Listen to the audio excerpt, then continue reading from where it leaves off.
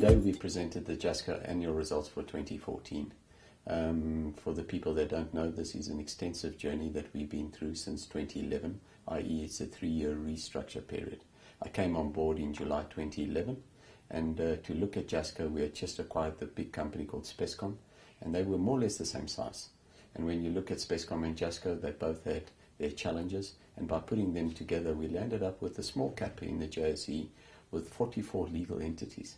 So the first thing I have to look at is to say that this is not sustainable. After looking at these 44 legal entities, we reduced them right down to 28. I'm going to reduce them to 23 in the next few weeks, and if I have my way, I'd reduce them to 1. But that's not always possible. We have some contracts in some of our legal entities that, with customers, that they demand that we keep, and we have some tax assets that we like to utilize in some of these, so we're combining some more businesses. So that's the first thing we looked at. By combining Spescom and Jasco, we had 23 unique brands, and we were nothing in the market. We were just noise. Now we got one identified brand, everything under Jasco. So that was the easy aspect. Then we looked at our business portfolios. We had some overlap between Spescom and Jasco. We had some missing. I bought a company called Ferrotech. I bought a company, Ferrotech, in power, because I sincerely believe power is the way to go. It's the new telecoms. Anybody who asks me, what's the new telecoms? I say power. And what's the new power? I say water. So watch your space in a couple of years.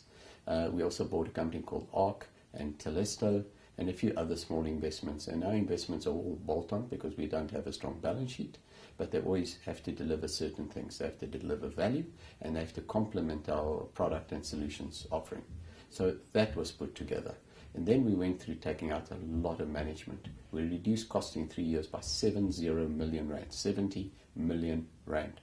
If I tell you that, our payroll was around 330 million when I started in July, and it's down to about 260 million. It was significant cost cutting in that environment.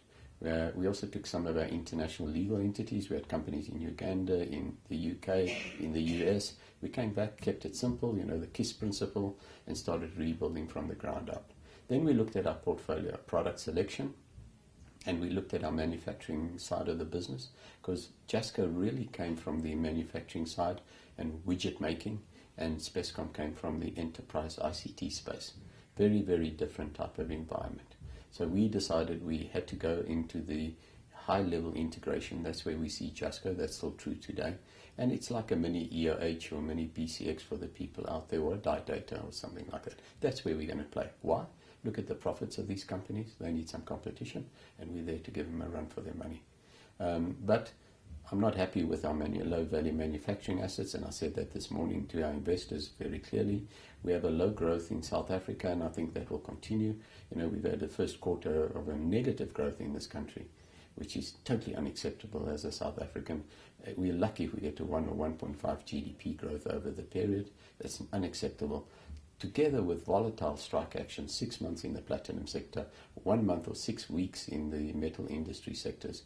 Guys, don't want to be in that market. I'd rather employ high-level engineers that cost me a lot more and move up the value chain. So we started divesting. We divested in telecom structures, lighting structures, my automotive business recently, and those are all low-value manufacturing that I don't have to deal with this type of headache. But that's not enough to mitigate the low growth in South Africa, and we've got a full-on strategy to go into SADC. So we've already made inroads into Namibia, Zimbabwe, Mozambique, Tanzania, Kenya, and very good significant in the high-level ICT play and in the power and energy management play. So that's where I want to be. The growths in those combined companies outstrip South African growth 4-1 at least. So I'm going to have a base. I'm going to do it organically. What does that mean? That I'm not going to be flying in project managers and South Africans in and out that do business Monday to Thursday and come home to their family on the weekends. I'm going to do it with East Africans and develop that business, because I sincerely believe that business is done 7 days a week, done on the golf course or at the yacht club. And if you're back in South Africa, you're not building those type of relationships. So we've taken a lot of costs. We've written down a lot of our assets. One in particular, which is the elephant in the room, is our cable manufacturing business called MTech. It was something that was acquired before my time. But it's clearly, I said to the investors today, I need cable. I use a lot of fiber. I use a lot of Cat5, Cat6 type of data cable. I use a lot of power cable in my solutions. But do I have to twist and put PVC on the cable? The answer is absolutely no. I don't have to do it. I need a partner with a manufacturing base. I don't need to be the manufacturing person. I'm not very good at twisting cable together, and you can imagine that value is relatively low.